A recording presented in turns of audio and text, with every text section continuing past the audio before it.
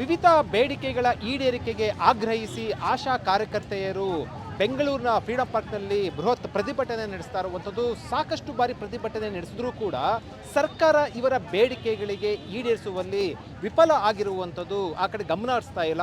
ಈ ಸಂಬಂಧಪಟ್ಟಂತೆ ನಾನು ಆಶಾ ಕಾರ್ಯಕರ್ತರನ್ನ ಪ್ರತಿಭಟನೆ ನಡೆಸುತ್ತಿರುವಂಥ ಆಶಾ ಕಾರ್ಯಕರ್ತರನ್ನ ಮಾತಾಡ್ತಾ ಹೋಗ್ತೀನಿ. ಅದಕ್ಕಿಂತ ಮೊದಲು ನಾನು ಆಶಾ ಕಾರ್ಯಕರ್ತೆಯರ ಸಂಘದ ರಾಜ್ಯ ಉಪಾಧ್ಯಕ್ಷ ಆದಂಥ ರಮ್ಮ ಅವರು ನಮ್ಮ ಜೊತೆ ಇದ್ದಾರೆ. ಮೇಡಮ್, ಪ್ರತಿಭಟನೆ ಉದ್ದೇಶ ಏನು? ಹಲವು ಬಾರಿ ಪ್ರತಿಭಟನೆ ನಡೆಸಿದ್ದಾರೆ. ಈ ಪ್ರತಿಭಟನೆ ಉದ್ದೇಶ ಏನು ಮೇಡಮ್? ಇವತ್ತು ಬೇಡಿಕೆ ಏನು? ಇವತ್ತು ಕರ್ನಾಟಕ ರಾಜ್ಯ ಸಂಯುಕ್ತ ಆಶಾ ಕಾರ್ಯಕರ್ತೆಯರ ಸಂಘದಿಂದ ಇವತ್ತು ಪ್ರತಿಭಟನೆ ಹಮ್ಮಿಕೊಂಡಿರೋದು. ಇದು ಇಡೀ ರಾಜ್ಯದಲ್ಲಿ ನಡೀತಾ ಇದೆ. ಇಲ್ಲಿ ಕೆಲವು ಜಿಲ್ಲೆಗಳು ಮಾತ್ರ ನಾವು ಬಂದಿದ್ದೀವಿ. ಮುಖ್ಯವಾಗಿ ಇದು ಬಡ್ಜೆಟ್ ಪೂರ್ವವಾದಂಥ ಪ್ರತಿಭಟನೆ ಅಷ್ಟೇ. ಅಂದರೆ ಸರ್ಕಾರಕ್ಕೆ ಅವ್ರು ಕೊಟ್ಟಂಥ ಮಾತನ್ನು ಉಳಿಸ್ಕೋಬೇಕು ಅನ್ನೋದನ್ನು ಜ್ಞಾಪಿಸೋಕ್ಕೆ ಬಂದಿದ್ದೀವಿ ಅಷ್ಟೇ. ಸೊ ಇಲ್ಲಿ ನಮ್ಮ ಮುಖ್ಯ ಬೇಡಿಕೆಗಳಂತ ಹೇಳಿದ್ರೆ, ಲಾಸ್ಟು 14 ತಿಂಗಳ ಕೆಳಗಡೆ ಇದೇ ಫ್ರೀಡಂ ಪಾರ್ಕಲ್ಲಿ 40,000 ಜನ ಆಶಾ ಕಾರ್ಯಕರ್ತರು ಹೋರಾಟ ಮಾಡಿದ್ವಿ. ಆಗ ಮುಖ್ಯಮಂತ್ರಿಗಳು ಒಂದು ಸಂಧಾನಕ್ಕೆ ಕರೆದ್ರು. ಏನಂತ? 10,000 ಪ್ರತಿ ಆಶಾಗಳಿಗೆ ನಾವು ಕೊಡ್ತೀವಿ. ನೀವು ಕಡಿಮೆ ಮಾಡಿದ್ರು 10,000 ಕೊಡ್ತೀವಿ, ನೀವು ಜಾಸ್ತಿ ಮಾಡಿದ್ರು 10,000, ಅದು ಮೇಲ್ಪಟ್ಟು 10,000ಕ್ಕೆ ಮೇಲ್ಪಟ್ಟು ನೀವು ಮಾಡಿದರೆ ಅದನ್ನು ನಾವು ನಿಮಗೆ ಕೊಡ್ತೀವಿ ಅಂತ ಹೇಳಿದರು. ಆ ಮಾತಿಗೆ ಒಪ್ಪಿ ಎಲ್ಲ ಆಶಾ ಕಾರ್ಯಕರ್ತರು ಇಲ್ಲೇ ಕುಣಿದು ಕುಪ್ಪಳಿಸಿ ಹೋಗಿದ್ರು. ನೀವು ನೋಡಿದ್ದೀರ. 14 ತಿಂಗಳಾಯಿತು, ಈವರೆಗೂ ಅದಕ್ಕೆ ಸಂಬಂಧಪಟ್ಟಂಥ ಒಂದೇ ಒಂದು ಆದೇಶನೂ ಇಲ್ಲ. ಮಾತಿಗೆ ತಪ್ಪಿದ್ದಾರೆ ಅಂತ ಹೇಳ್ಬೋದಾ? ಖಂಡಿತ ಮಾತು ತಪ್ಪಿದಾರಂತಲೇ ಈ ಸಂದರ್ಭದಲ್ಲಿ ನಾನು ಹೇಳ್ತೀನಿ. ಮಾನ್ಯ ಮುಖ್ಯಮಂತ್ರಿಗಳು ಅವರು ಕೊಟ್ಟಂಥ ಮಾತನ್ನು ಯಾಕೆ ಉಳಿಸ್ಕೊಂಡಿಲ್ಲ ಅನ್ನೋ ಉತ್ತರ ಈಗ ನಮಗೆ ಕೊಡಬೇಕು. ಅದನ್ನು ನಾವು ಬಯಸ್ತಾ ಇದ್ದೀವಿ. ಎರಡನೇದಾಗಿ, ನಮ್ಮ ರಾಜ್ಯ ಸರ್ಕಾರ ತಮ್ಮ ಪ್ರಣಾಳಿಕೆಯಲ್ಲಿ ಆಶಾ ಕಾರ್ಯಕರ್ತರಿಗೆ 8,000 ನಾವು ಕೊಡ್ತೀವಿ ಅಂತ ಹೇಳಿದರು.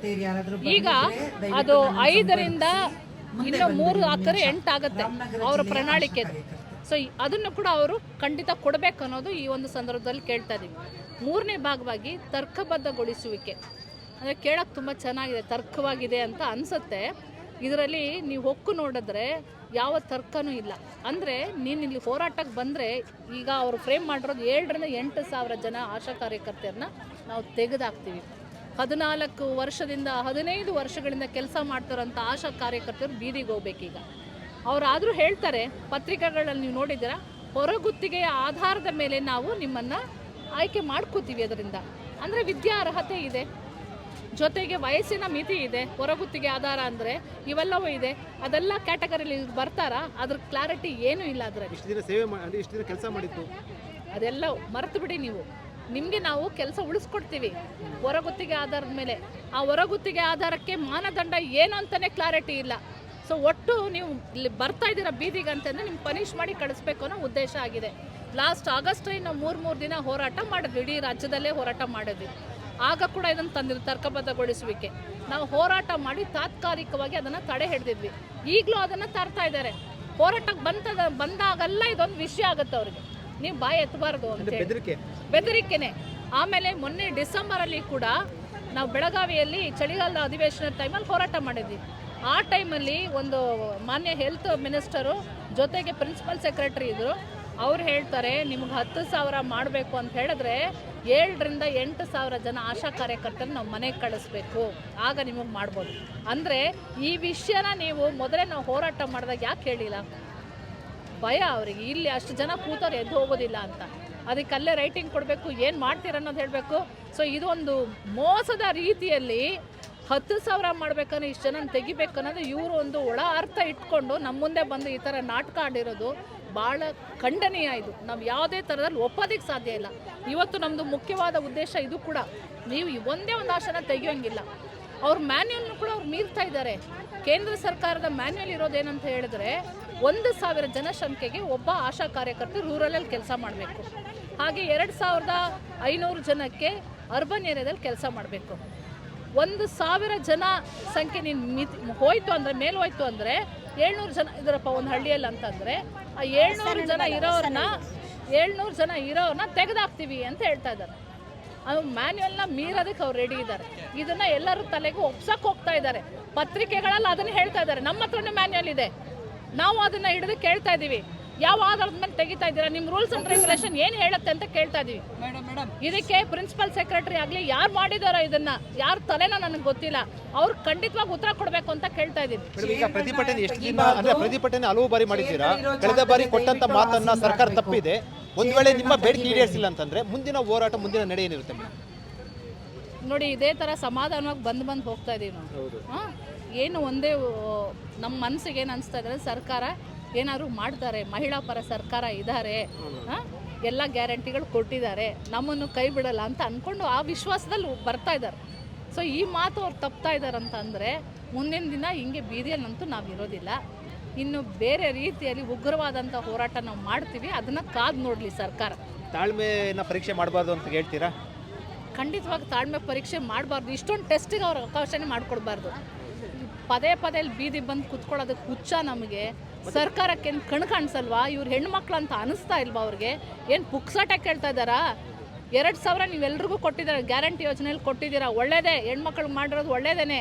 ಆ 2,000 ಕೊಡೋಕ್ಕಾಗತ್ತೆ, ಆದರೆ ದುಡಿದಂಥ ಕೈಗೆ ನೀವು ದುಡ್ಡು ಕೊಡೋಕ್ಕಾಗ್ತಾ ಇಲ್ಲ ಅಂದರೆ ಇದೇನು ಅರ್ಥ? ಇದು ಯಾವ ಸರ್ಕಾರ ಇದು? ಹೆಣ್ಣು ಮಕ್ಕಳು ಅದರಲ್ಲೂ ಕೂಡ ಕೆಲಸ ಮಾಡುವಂಥವ್ರು ಕೂಡ ಬೀದಿಗೆ ಬಂದು ಈ ಥರ ಪ್ರತಿಭಟನೆ ಮಾಡುವಂತಹ ಪರಿಸ್ಥಿತಿಯನ್ನು ಯಾವ ಸರ್ಕಾರ ಕೂಡ ನಿರ್ಮಾಣ ಮಾಡಬಾರ್ದು.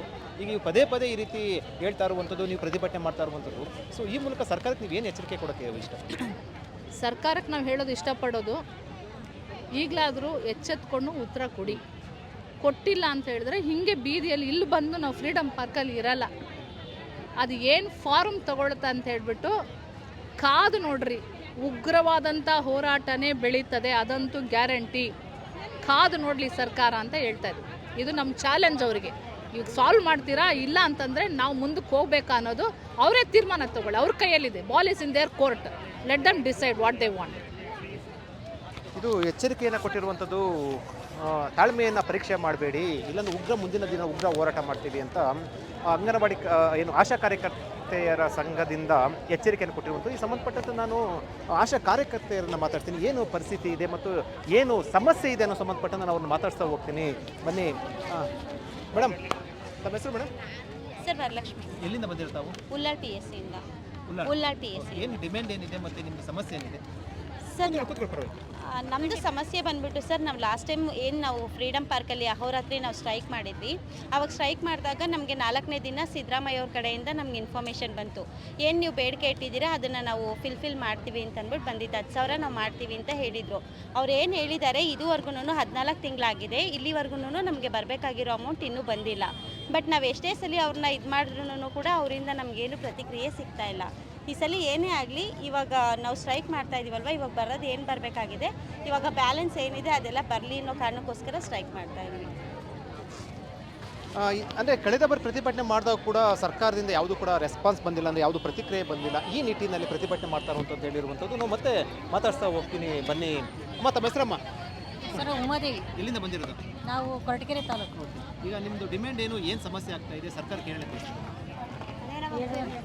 ಪೇಮೆಂಟೇ ಇಲ್ಲ ಸರ್. ಮೇನು ಪೇಮೆಂಟಿಂದ ನಮಗೆ ಲೆಕ್ಕ ಸರ್. ನಾವು ಎಷ್ಟೇ ಕೆಲಸ ಮಾಡಿದ್ರು ಪೇಮೆಂಟು ಸರಿಯಾಗಿ ಕೊಡ್ತಾ ಇಲ್ಲ ನಮಗೆ. ಸೊ ಎಲ್ಲ ಹಳ್ಳಿ ಕಡೆ ಹೋದರೆ ನಮಗೆ ಇದೇನೇನು ಸೌಲಭ್ಯ ಮತ್ತು ನಮಗೆ ಸುರಕ್ಷಿತವಾಗಿಲ್ಲ ನಮಗೆ. ಮತ್ತು ನಮಗೆ ಎಲ್ಲನೂ ಹೋದ್ರೂ ಅಷ್ಟೇ ಕೆಲಸಗಳು ಜಾಸ್ತಿ ಕೊಡ್ತಾ ಇದ್ದಾರೆ.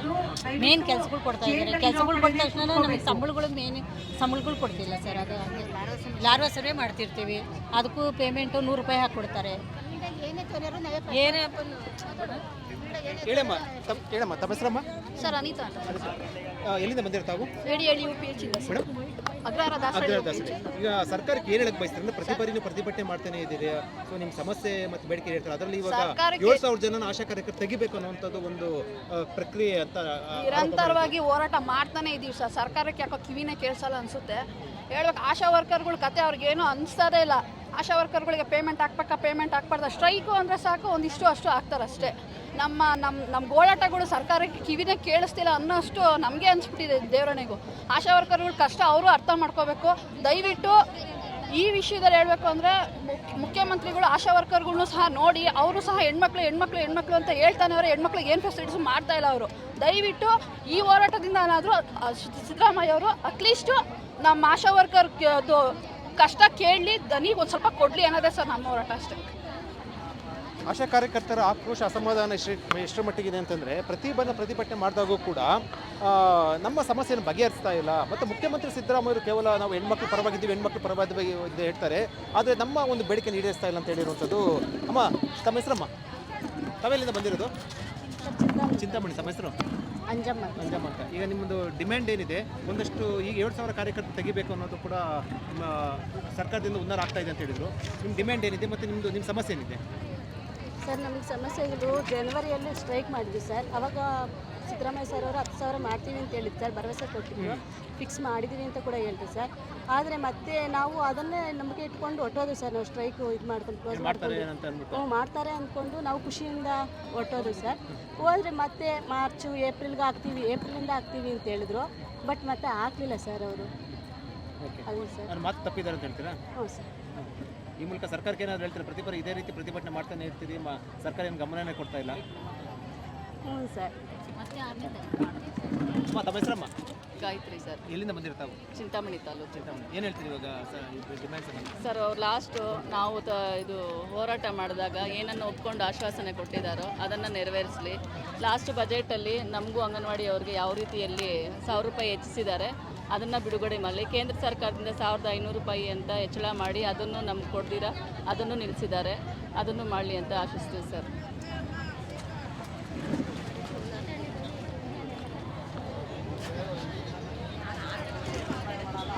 ಇದು ಆಶಾ ಕಾರ್ಯಕರ್ತೆಯರ ತಮ್ಮ ಆಕ್ರೋಶವನ್ನು ಅಸಮಾಧಾನ ವ್ಯಕ್ತಪಡ್ತಾ ಇರುವಂಥದ್ದು. ಈ ಸಂಬಂಧಪಟ್ಟಂತೆ ನಾವು ಮತ್ತೊಂದಷ್ಟು ಜನ ಆಶಾ ಕಾರ್ಯಕರ್ತರು ಮಾತಾಡ್ತಾರೆ. ನಮ್ಮ ತಾವು ಎಲ್ಲಿಂದ ಬಂದಿರೋದು? ನಾವು ಗೋಡೆಕೆರೆ ಪಿ ಜಿ ಚಿಕ್ಕನೇಕನಹಳ್ಳಿ. ತಮ್ಮ ಹೆಸರು? ಕೆಂಪಮ್ಮ ಸರ್. ಏನಮ್ಮ ಡಿಮ್ಯಾಂಡ್ ಏನಿದೆ ತಮ್ಮದು? ತಮ್ಮ ಬೇಡಿಕೆ ಸರ್ಕಾರಕ್ಕೆ ಏನು ಹೇಳಕ್ಕೆ ಬಯಸ್ತೀರಾ? ಅದೇ ಸರ್, ಹೋದ ಸಲನ ಸಿದ್ದರಾಮಯ್ಯ ಅವರು ಆಡಿದ ಮಾತಂತೆ ಉಳಿಸ್ಕೋಬೇಕು ಸರ್ ನಮಗೆ. ಮತ್ತು ನಮಗೀಗ 7,000 ಜನಸಂಖ್ಯೆ ಆಶಾವನ್ನು ತೆಗಿಬೇಕು ಅಂತ ಇದ್ದಾರೆ, ಅದನ್ನು ನಿಲ್ಲಿಸಬೇಕು ಸರ್. ಮತ್ತು ರಾಜ್ಯ ಸರ್ಕಾರದಿಂದ ಕೇಂದ್ರ ಸರ್ಕಾರದಿಂದ ಮಾಡಿರೋದನ್ನ ನಮಗೆ ಪ್ರೋತ್ಸಾಹಧನ ನೀಡಬೇಕು ಸರ್. ಕೊಟ್ಟಂತೆ ಮಾತನ್ನ ನೋಡಿ ಪಾಸ್. 7,000 ಜನ ಆಶಾ ಕಾರ್ಯಕರ್ತರು ತೆಗೆದ್ರೆ ಪರಿಸ್ಥಿತಿ ಏನಿರುತ್ತೆ? ಪರಿಸ್ಥಿತಿ ಅವ್ರ ದೃಷ್ಟಿನ ಕೆಲಸ ಮಾಡಿ ಅವ್ರಿಗೇನು ಪ್ರಯೋಜನ ಇಲ್ಲಂಗಾಗುತ್ತೆ ಸರ್. ಅವ್ರ ಹೊಟ್ಟೆ ಮೇಲೆ ನಾವು ಹೊಡೆದಂಗೆ ಆಗುತ್ತೆ ಸರ್. ಅಲ್ಲೇ ತಮ್ಮ ಹೆಸರಮ್ಮ? ಸರ್, ನನ್ನ ಹೆಸರು ವನಿತಾ ಲಕ್ಷ್ಮಿ ಅಂತೇಳಿ, ತಾವು ಎಲ್ಲಿಂದ ಬಂದಿರೋದು? ದೊಡ್ಡಬಳ್ಳಾಪುರ ತಾಲೂಕು ಕೊನೆನಹಳ್ಳಿ PSC ಇಂದ. ಡಿಮ್ಯಾಂಡ್ ಏನಿದೆ? ಮತ್ತೆ ನಮ್ಮ ಡಿಮ್ಯಾಂಡು 1 ವರ್ಷದ ಮೇಲೆ ಆಯಿತು. 10,000 ವೇತನ ಮಾಡ್ತೀನಿ ಅಂತ ಹೇಳಿದರು ಮಾನ್ಯ ಮುಖ್ಯಮಂತ್ರಿಗಳು. 10,000 ವೇತನನೂ ಮಾಡಿಲ್ಲ. ಈಗಾಗಲೇ 17 ವರ್ಷದಿಂದ ದುಡ್ದಿದ್ದೀವಿ. ಕಡಿಮೆ ಇರೋ ಪಾಪ್ಯುಲೇಷನ್ ಅವ್ರನ್ನ ತೆಗಿತೀನಿ ಅಂತ ಹೇಳ್ತಾವ್ರೆ. ಯಾವುದೇ ಕಾರಣಕ್ಕೂ ನಮ್ಮನ್ನು ಯಾವ ಆಶಾನೂ ತೆಗಿಕೂಡ್ದು. ಮತ್ತು ಏನಿದೆ ಆರೋಗ್ಯ ವಿಮೆ ಅಂತ ಇದೆ, ಆ ಆರೋಗ್ಯ ವಿಮೆನ ಮಾಡಲೇಬೇಕು. ಯಾವ ಆಶಾ ಕಾರ್ಯಕರ್ತೆಯೂ ಎಲ್ಗೂ ಹಾಕಬಾರ್ದು. ಇದು ನಮ್ಮ ಬೇಡಿಕೆ. ಸರ್ಕಾರ ಬೇಡಿಕೆ ಈಡೇರಿಸುತ್ತೆ ಅಂತ ಹೇಳ್ತಾರೆ. ನೀವು ಬಂದು ಪ್ರತಿಭಟನೆ ಮಾಡ್ತಾ ಇರ್ತೀರಾ. ಸೊ ಎಷ್ಟು ದಿನ ಈ ರೀತಿ ಪ್ರತಿಭಟನೆ? ನಾವು ಈ ಸಲ ಬಂದಿದ್ದೀವಿ. ಪ್ರತಿಭಟನೆ ಸರ್ಕಾರ ನಮ್ಮ ಬೇಡಿಕೆ ಈಡೇರೋವರೆಗೂ ನಾವು ಎದ್ದೇಳಲ್ಲ ಸರ್. ಇದು ಆಶಾ ಕಾರ್ಯಕರ್ತರು ಭಾಳ ಸ್ಪಷ್ಟವಾಗಿ ಹೇಳಿರುವಂಥದ್ದು. ನಾವು ಅಂದರೆ ಸರ್ಕಾರ ನಮಗೆ ಭರವಸೆಯನ್ನು ಕೊಟ್ಟಿತ್ತು, ಕೊಟ್ಟ ಮಾತನ್ನು ಉಳಿಸ್ಕೊಳ್ಬೇಕು. ವೇತನ ಸೇರಿದಂತೆ ಮತ್ತು ಆಶಾ ಕಾರ್ಯಕರ್ತನ ಯಾವುದೇ ಕಾರಣಕ್ಕೂ ಕೂಡ ತೆಗಿಬಾರ್ದು. 7,000 ಜನ ತೆಗಿಬೇಕು ಅನ್ನುವಂಥದ್ದು ಏನಿದೆ ಅದು ತೆಗಿಬಾರ್ದು ಮತ್ತು ಸರ್ಕಾರ ಕೊಟ್ಟ ಮಾತನ್ನು ಉಳಿಸ್ಕೊಳ್ಬೇಕು, ಇಲ್ಲದಿದ್ದರೆ ಉಗ್ರ ಹೋರಾಟ ಅಂತ ಎಚ್ಚರಿಕೆಯನ್ನು ಕೊಟ್ಟಿರುವಂಥದ್ದು.